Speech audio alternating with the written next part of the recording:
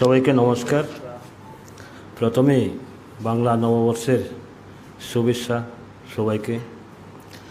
আজকে এই press meet ডাকার মূল কারণটা হচ্ছে সদ্য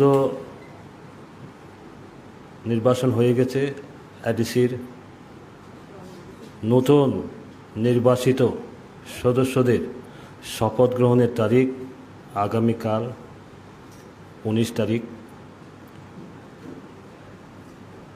কিন্তু নির্বাচনোত্তর যে পরিস্থিতি আমরা লক্ষ্য করছি সমগ্র এডিসি এলাকার মধ্যে তীব্রমথা যেইভাবে একটা উচ্ছৃঙ্খলতা যে পরিবেশ তৈরি করেছে বিভিন্ন জায়গার মধ্যে, এটা নজিরবিহীন। আমরা কোনোদিন দেখি নাই যে জনজাতি অধ্যুষিত এলাকার মধ্যে ভাইয়ে ভাইয়ে এই সমস্ত অত্যাচার, নিপীড়ন, এমনকি রাবার বাগান, সুপারি বাগান থেকে আরম্ভ করে ঘর জ্বালানি থেকে আরম্ভ করে সমস্ত জায়গাতে এইভাবে একই কায়দায় চলছে। যার কারণে আমরা নবনির্বাচিত ভারতীয় জনতা পার্টির 9 জন সদস্য আমরা আছি। 9 জন সদস্য আমরা সম্মিলিতভাবে সিদ্ধান্ত গ্রহণ করেছি যে আগামীকালকে যেই শপথ গ্রহণ এমডিসি হিসাবে সেই শপথ গ্রহণ অনুষ্ঠান আমরা বয়কট করব। আমরা মাননীয় রাজ্যপালকে আমরা চিঠি দিয়েছি, তার পরবর্তীতে যাতে আমাদের সেই শপথ গ্রহণের ব্যবস্থা করা হয়। কারণ এই মুহূর্তে যে পরিবেশ এবং পরিস্থিতি আমরা অনুভব করতে পেরেছি যে আগামীকালকে আমাদের শপথ গ্রহণ করা সেটা সম্ভব হবে না। সেই কারণে আগামীকালকের শপথ গ্রহণ সেখানে আমরা যাব না। আগে পাপিয়াদি তো পরিচিতই, রাজ্যপালের কাছে আমরা অলরেডি চিঠি দিয়ে এসেছি। আমাদের প্রতিনিধি গিয়েছেন, আমাদের এমডিসি নবনির্বাচিত এমডিসি যারা আছেন 3 জন এমডিসি ওইখানে চিঠিটা দিয়ে এসেছেন। এখন আমরা বলেছি যখনই সময় হয় আমাদেরকে আলাদাভাবে যাতে একটা ব্যবস্থা করা হয়, সেটা প্রশাসনের তরফ থেকে, যেহেতু মূল যিনি গভর্নর রাজ্যপালের এটার ভূমিকা, উনি এটা দেখবেন। আমরা এরপরে চিফ এক্সিকিউটিভ অফিসার, একটু পরে আবার চিফ এক্সিকিউটিভ অফিসারের সাথেও আমার টেলিফোনে কথা হয়েছে, আমি ওনার সাথেও দেখা করব। এবং বর্তমানে যিনি অ্যাডমিনিস্ট্রেটর রয়েছেন রাও সাহেব, ওনার সাথে আমরা দেখা করব, কথা বলব।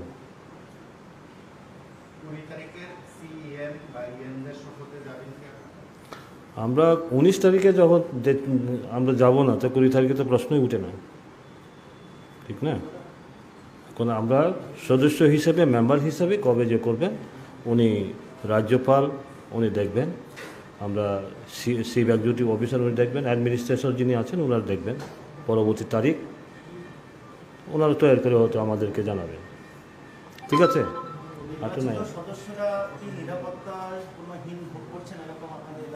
এটি আমাদের সাথে এসেছেন, আজকেও বহু সদস্য এসেছেন যারা নিরাপত্তার অভাব বোধ করছেন। তারা বলেছেন যে আমাদের চলাফেরা করতে তো অনেক কিছু, এমনকি একটা শুধু আমাদের কি অফিসারদের পর্যন্ত যারা বিশেষ করে এডিসি প্রশাসনে যারা রয়েছেন বারবার আমাকে ফোন করছেন, বলছেন কীভাবে আমরা অফিস করব, যেমন সাব জোনাল ঝোনাল এগুলোতে একটা উৎপাত, আমরাই সব পরিচালনা করব। কিভাবে পরিচালনা করবে? একটা তো সাংবিধানিক বডি থাকতে হবে না, সাংবিধানিক রাস্তা দিয়ে তো আমাদের কাজ করতে হবে। কিন্তু এটা না, তাদের কথাই শুনতে হবে, তাদের কথা মোতাবেকই কাজ করতে হবে। একজন অফিসার তো তার নিয়মের বাইরে গিয়ে কাজ করতে পারবে না, ঠিক না? কিন্তু আমরা যারা লক্ষ্য করেছি এই কিছুদিনের মধ্যেই ওনারা শপথও গ্রহণ করেননি, এখনও দায়িত্বভারও গ্রহণ করেননি, এর মধ্যেই ওনাদের মধ্যে হুলস্থুল পড়ে গেছে যে কীভাবে প্রশাসনকে কীভাবে চালাবে। তারা কোনো ইভেন যারা নির্বাচিত এমডিসি না, এমডিসিদের বাইরেও বহু এরকম। দেখো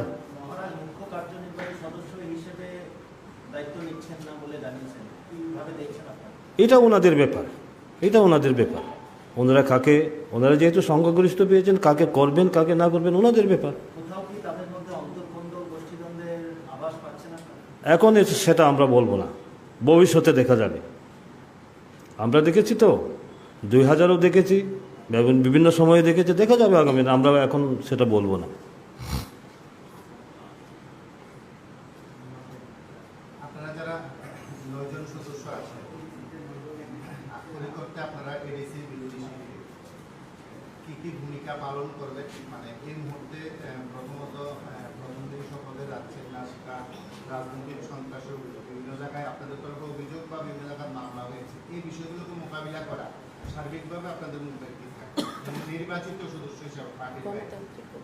আমরা গণতান্ত্রিক পদ্ধতিতে আমরা করব, আমরা গণতান্ত্রিক পদ্ধতিতে আমরা সেটা করব।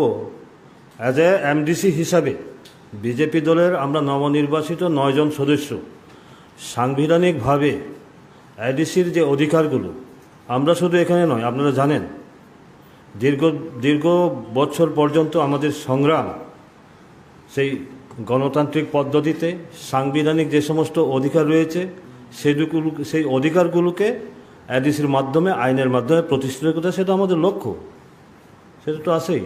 আর বাকি তো সাংগঠনিকভাবে আমাদের এখানে সাধারণ সম্পাদিকা রয়েছেন আমাদের প্রদেশের, ওনারা সাংগঠনিকভাবে দেখবেন।